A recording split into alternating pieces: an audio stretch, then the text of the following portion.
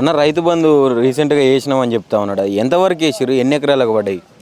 ఇప్పుడు రైతు బంధు 3 ఎకరాల లోపు పడ్డాయి అని చెప్పేసి అంటున్నారు, కానీ 3 ఎకరాల వరకు కూడా పడలేదు.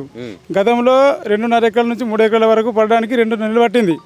అది ఆ దఫా అయిపోయింది. అంటే అందరికీ వేస్తా, నేను కేసీఆర్ కన్నా నేను 2,000 ఎక్కువ ఇస్తా, 3,000 ఎక్కువ ఇస్తా అని చెప్పేసి కాలయాపన చేసి 6 నెలలు గడిపిండు. ఇప్పుడు మళ్ళీ ఎన్నికల ముందు స్థానిక ఎన్నికలలో ప్రజలను మభ్యపెట్టి ఓట్లు గుంజుకుందామని చెప్పేసి ఏదో అరకొరగా 2 ఎకరాల వరకు వేస్తా అని చెప్పేసి ఇప్పుడు వేసిండు. అంతే వేసింది కేవలం ఓట్ల కోసమేనా, ఎలక్షన్ల కోసమా? 100% వాళ్ళే చెప్తున్నారు కదా, స్థానిక ఎన్నికలలో బలం తగ్గింది, రేపు ఈ రకంగానే డబ్బులు ఇచ్చి ఓట్లు రాబట్టుకొని ఈ మా బలం చూపించుకుందాం అని చెప్పేసి వాళ్ళు ఈ రకంగా స్థానిక సంస్థల ఎన్నికల కోసమే వేస్తున్నారు. అది కూడా 2 ఎకరాల నుంచి 3 ఎకరాల వరకే అని చెప్పేసి అంటున్నారు. ఇప్పుడు మాత్రం 2 ఎకరాల వరకు పడ్డాయి. ప్రధానంగా ఇప్పుడు అంతకుముందు కౌలు రైతులకు కూడా వేస్తాం, కేసీఆర్ ఓన్లీ మన నార్మల్ రైతులకు ఇచ్చిండు, కానీ కౌలు రైతుల పరిస్థితి ఏందని చెప్పి మాట్లాడింది కాంగ్రెస్ ప్రభుత్వం. మరి ఇప్పుడు కౌలు రైతులకు ఫస్ట్ కా నుంచి ఇప్పటిదాకా ఎన్నిసార్లు పడ్డాయి రైతు బంధు, ఎంతెంత వచ్చినాయి? అసలు కౌలుదారులను గుర్తించింది కూడా లేదు. ఎన్నికల ముందు ఏదో మాయ మాటలు చెప్పి ప్రజలను మభ్యపెట్టి అధికారం కోసం వాళ్ళు మాట్లాడిన మాటలు అవి. అధికారం వచ్చిన తర్వాత కౌలు రైతు లేడు, అసలు రైతును కూడా పట్టించుకోలేదు.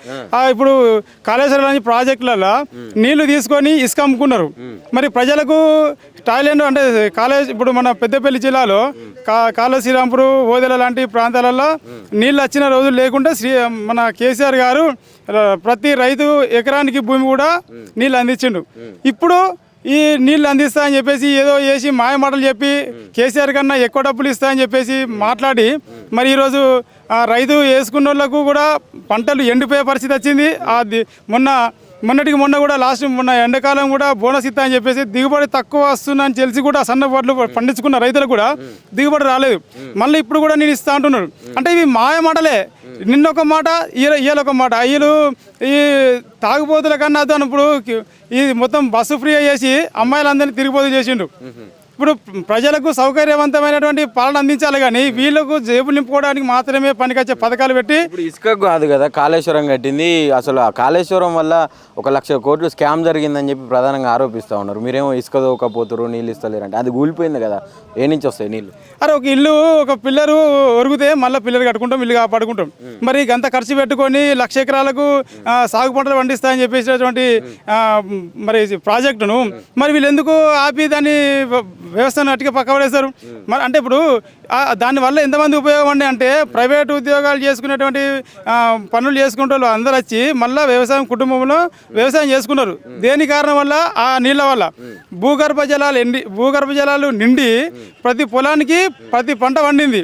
మరి ఈయన వచ్చినాక మరి ఏం చేసిండు? మరి అది కాకపోతే ఇంకోటి కట్టాలి కదా, ఇంకోటి కట్టుకుని రైతు పంటలు ఎండకుండా చూడాలి కదా. మరి మొన్న ఎండినాయి, ఇంకోటి కట్టాలంటే మళ్ళీ బడ్జెట్ కావాలి. అసలు ఆర్థిక పరిస్థితి మంచిగా లేదు రాష్ట్రానికి, మొత్తం అప్పుల పాలు అయిపోయింది. ఎవరు అప్పులు ఇచ్చే పరిస్థితుల్లో లేరు, దొంగను చూసినట్టు చూస్తారు, చెప్పులు ఎత్తుకపోయేటోని చూసినట్టు చూస్తారు అని చెప్పి మాట్లాడుతుండు కదా. మరి అటువంటి అప్పుడు ఉన్న ప్రాజెక్టులు కాపాడుకొని పని చేసుకోవాలి కదా. రైతుల సంక్షేమం కోసం మేము వచ్చినాము, రైతుల సంక్షేమం కోసం మేము మాట్లాడతాం అనుకున్నప్పుడు రైతు బీమానే ఇస్తలేడు, రైతు బంధు సరిగ్గా ఇస్తలేడు. పంట బీమా ఇస్తా అన్నాడు కదా, పంట బీమా కావాలి. మరి పంట బీమా అన్నాడు, కౌలు రైతులకు ఇస్తా అన్నాడు, కౌలు రైతు ఐడి కార్డు ఇస్తా అన్నాడు. రైతు ధరణి పోయి భూమాత తీసుకొచ్చిండు, భూమాతలో ఇంతవరకు సర్వీస్ జరిగింది లేదు. ఓన్లీ స్టార్ట్ బుకింగ్ తప్పితే వేరే పరిష్కారం లేదు. మొన్నటికి మొన్న రైతు సదస్సులు పెట్టిండు, ఆ కాగితాలను మొన్న రైతు సదస్సులు పెట్టి కాగితాలను తీసుకుపోయి ఎంఆర్ ఆఫీసర్కు కుప్పలు పెట్టుకుంటున్నారు. అంతకుముందు ప్రజాపాలన కింద వాళ్ళు దరఖాస్తు రేషన్ కార్డుల కానీ అదాన్ని తీసుకొని మళ్ళీ మీ సేవలు అప్లికేషన్ పెట్టుకున్నారు, గ్రామ సభలు పెట్టి. అంటే వీళ్ళు వాళ్ళ మాటలకు అసలు అవగాహన లేని మాటలు. రేషన్ కార్డులు అవి అన్నీ వస్తున్నాయి కదా ఇప్పుడు. వాళ్ళు ప్రజాపాలన కింద గ్రామ సభలు పెట్టినప్పుడు దరఖాస్తులు ఇచ్చినాం, ఆ ఇచ్చినాక అసలు పట్టించుకునే దాఖలా లేవు. మళ్ళీ మీ సేవలో పోయి ఆన్లైన్ చేసుకుంటే మళ్ళీ మాకు ఇప్పుడు వస్తున్నాయి. అంటే కొంతవరకే వచ్చినాయి అందరికీ. దాదాపు ఊళ్ళో 100-200 మంది పెట్టుకుంటే ఒక 50-30 అట్లా వచ్చినాయి అంతే. అది కూడా ప్రాసెస్, అది కూడా మీ సేవ ద్వారా పోతేనే అది ప్రాసెస్ అవుతున్నది. ఇప్పుడు ప్రజాపాలన కింద ఇప్పుడు నిన్న రైతు సదస్సు పెట్టుకొని కాగితాలన్నీ పెట్టుకొని పోయి చెత్తకుప్పలు పడేసుకుంటే మళ్ళీ ఆన్లైన్ చేయకుంటే దేనికి ఉపయోగం? ఏదో రైతులను పని ఇచ్చిపెట్టుకొని వారం రోజులు వస్తుంది దాని గురించి అట్లా ఇట్లా అని చెప్పి మభ్యపెట్టి కాలయాపన చేసి ఏదో మేము చేస్తున్నామని చెప్పి హడావిడి చేసడం తప్పితే ఏం లేదు. మరి అసలు రైతుల సంక్షేమం కోసం పనిచేస్తుంది కాంగ్రెస్ పార్టీ అని చెప్తుండు. కంచెలు బద్దలు కొట్టినాం, ఇంద్రమ్మ రాజ్యం తెచ్చినాం అని చెప్తుండ్రు రేవంత్ రెడ్డి. అరే ఇప్పుడు ఈ బద్దలు కొట్టిండు అని చేసిన అంటున్నారు, కానీ ఇప్పుడు పొలాలు అనేది మంచిగా ఉండడం వల్ల భూమిలో విలువ పెరిగినాయి. 2 లక్షలు 3 లక్షలు కూడా కొన్ని భూములను కోటి రూపాయలు పెట్టి ప్రతి రైతుని కోటేశ్వరి చేసింది కేసీఆర్ గారు. మరి ఇప్పుడు ఏమైంది? ఇప్పుడు 10 లక్షలు కొందామని కూడా అత్తలేడు. మరి రియల్ ఎస్టేట్ ఎడిపోయింది. మరి అప్పుడు నేను అన్ని చూసినా అంటాడు. మరి ఇప్పుడు అది కూడా ఉండాలి కదా. రియల్ ఎస్టేట్ లో దిట్ట మన ముఖ్యమంత్రి గారు. మీరు అరే ఆయన వ్యవస్థలో ఆయన ఒక శాఖ పెట్టుకొని ఆర్టీఐ కింద ఎవరి దగ్గర ఎట్లా వసూలు చేయాలన్న తపనతోనే పనిచేసింది తప్పితే ప్రజలకు మేలు చేసి ప్రజల సౌకర్యార్థంగా చూడాలని చెప్పేసి ఆలోచన కాదు. ఇప్పుడు ప్రజలకు ఇంత సమస్య ఉన్నది కూడా ఇప్పుడు సంవత్సరం అవుతుంది. మరి ప్రతి ఒక్కరి సమస్య పరిష్కరించాలి కదా. ఆ పరిష్కారం లేకుండా దాన్ని కాలయాపన చేసి ఏదో రైతు సమస్య పెట్టి ఎంఆర్ఓ గారిని ఊళ్ళలో తీసుకుపోయి నీ సమస్య లేదంటే లేనిపోని గొడవలు పెట్టించి మళ్ళీ కుక్కల లొల్లి పెట్టించుకొని కాలయాపన చేస్తున్నారు వీళ్ళు. దీనికి పరిష్కారం ఎక్కడ దొరుకుతుంది? వాళ్ళు వచ్చి నువ్వు రికార్డు చూసుకొని పరిష్కరిస్తే పరిష్కారం అవుతుంది. కానీ నువ్వు ఏదో సదస్సులు తీసుకున్న కాయిదాలు తీసుకున్నాను పోతే కాదు కదా. ఇప్పుడు మరి స్థానిక సంస్థల ఎలక్షన్లు పెడతా అంటుండు. ఎట్లా ఉందన్న? ఒకవేళ పెడితే ఎట్లా ఉండబోతున్నది ఊర్ల పరిస్థితి? 30% కూడా కాంగ్రెస్ పార్టీలు గెలవరు. ఎందుకంటే ఇవాళ ప్రతి ఒక్కరి సోషల్ మీడియా ఉన్నది, ప్రతి ఒక్కరు అవగాహన ఉన్నది. ఎన్నికల ముందు ఇప్పుడు సంవత్సరాల కాలం అవుతుంది.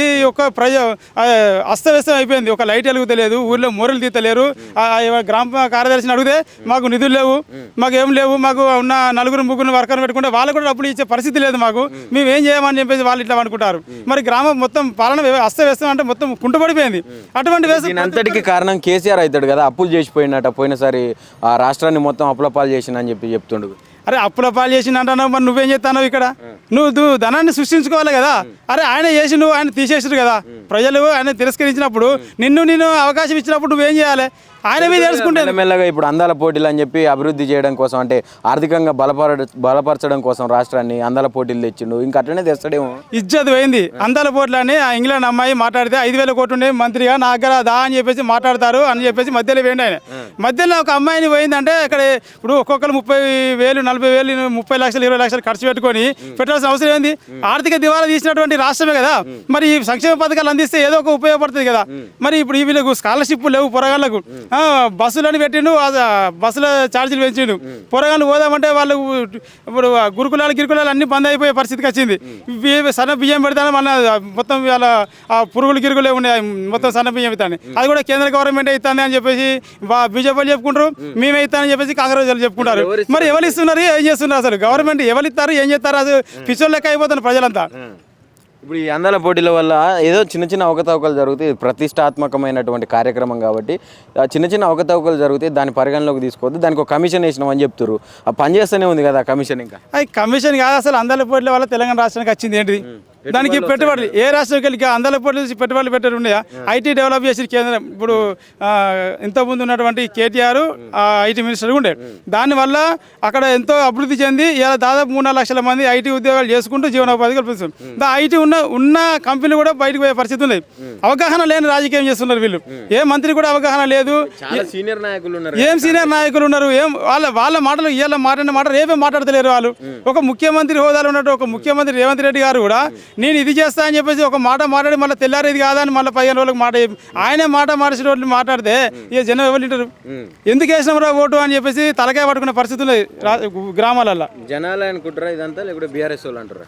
ప్రతి ఒక్క జనం అనుకుంటున్నారు బీఆర్ఎస్ అన్నారు. 10% రాజకీయ నాయకులు రోడ్డు మీద తిరుగుతారు కావచ్చు. మాట చెప్తారా అంటే ఓట్లు వేసిన వాళ్ళు 90% కామన్ పీపుల్.